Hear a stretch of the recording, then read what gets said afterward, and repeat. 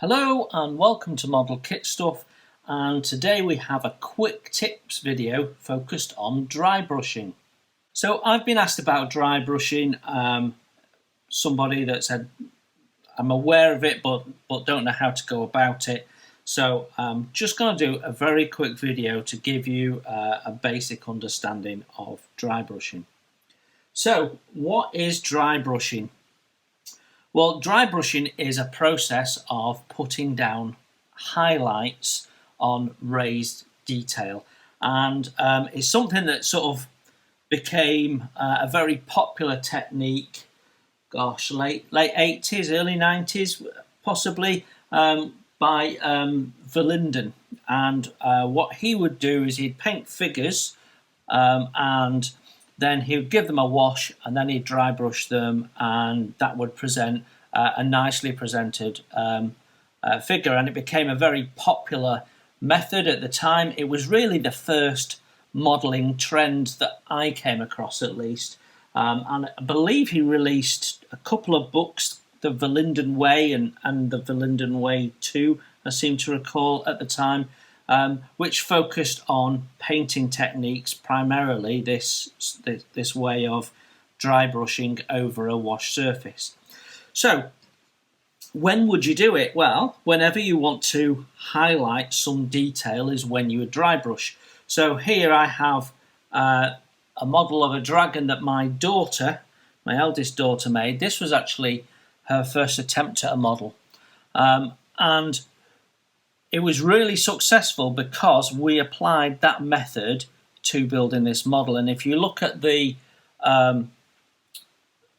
groundwork here, that's exactly what she's done. She's painted it in a solid colour, then she's given it a darker wash, and then she's gone over with a lighter shade and dry brushed it, and that's given you that depth of these rocks or whatever it is, and really brought that surface to light. It's a really quick method, it's a simple method, and my 15-year-old daughter was able to grasp it really quickly, apply it easily, and get great results very quickly.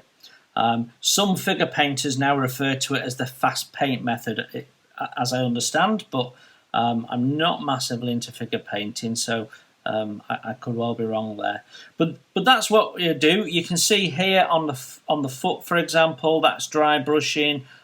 She's dry brushed on the wings and gave a wash in a purple colour to add a different effect. So that's what you can do with washes and dry brushes.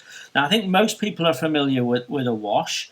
Dry brushing has a particular technique for me, or I've found that I get better results if you dry brush in a particular way, and that's what I'm going to show you today. So what I've done is I have got my little mule here and blackened the front where we've got most of the raised detail, and we're going to use that to give you an example, a demonstration of dry brushing. So I use dry brushing. I've used it on figures, I use it on terrain. You can use it on any raised detail. So I've even used it on like lettering on engine rocker covers, for example. So wherever you've got some raised detail that's prominent and you want to just highlight it, dry brushing works really, really well for that. So I'm not going to show you washes today, I'm just going to show dry brushing. So we've painted that in an acrylic matte black. It's Humbrol's 33. And I prefer to dry brush with enamel paint. Now you can dry brush with acrylic paint, but it's a much more difficult process, and the reason being the paint dries on your brush much more quickly. Because you're putting the paint on in a dry form, and then you're trying to take it off your brush before you apply it, I find that acrylic paint isn't very good for dry brushing. So I prefer to use an enamel paint. I'm using Midstone here just because it's going to stand up really well on the black here. So I prefer to use an enamel paint. It gives you time to work with the paint, I also prefer to use a flat brush, and actually you're better with a dedicated dry brush because the action of dry brushing can damage your bristles. So it's good to use either an old brush or a brush that you don't mind dedicating to dry brushing, especially if you're going to do lots of it.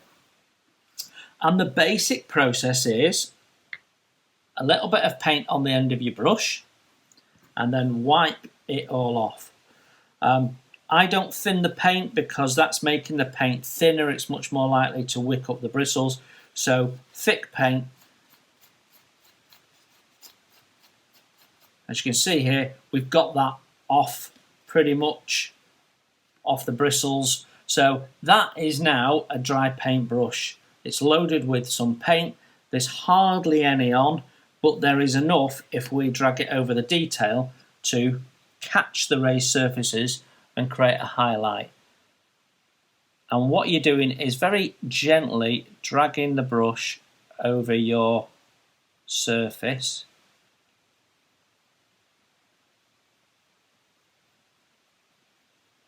to catch the detail.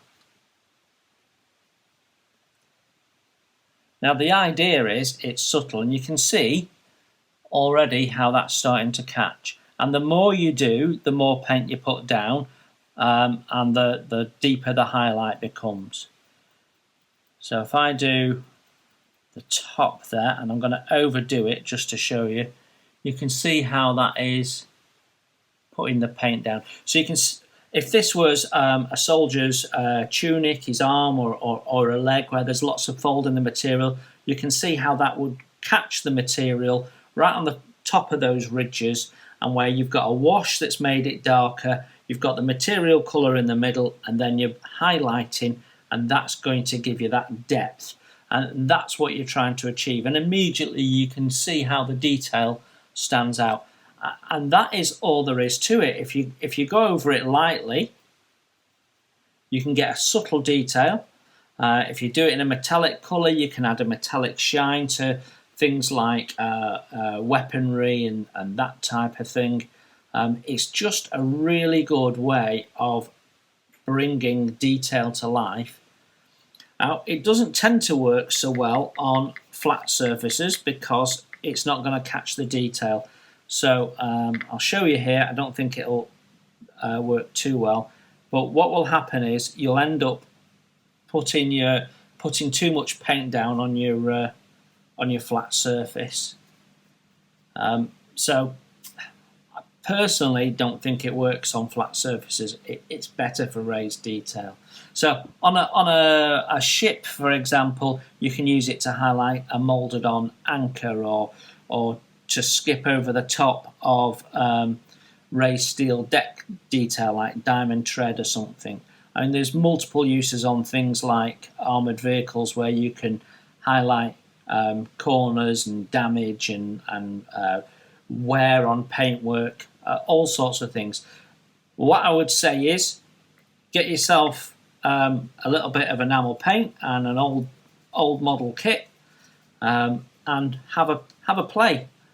See what works for you, but it's a very simple process. Just make sure you've taken as much paint as you can off, and there you have it. That is dry brushing. It's as simple as that. It's not a difficult process. You might want to do a little bit of playing around with it to make it work for you, but yeah, it's as easy as that. That is dry brushing. Okay, I hope that was useful and gives you what you need to go ahead and start dry brushing for yourself. Okay, thanks for looking in, everyone. Enjoy your modelling, and I will see you very soon.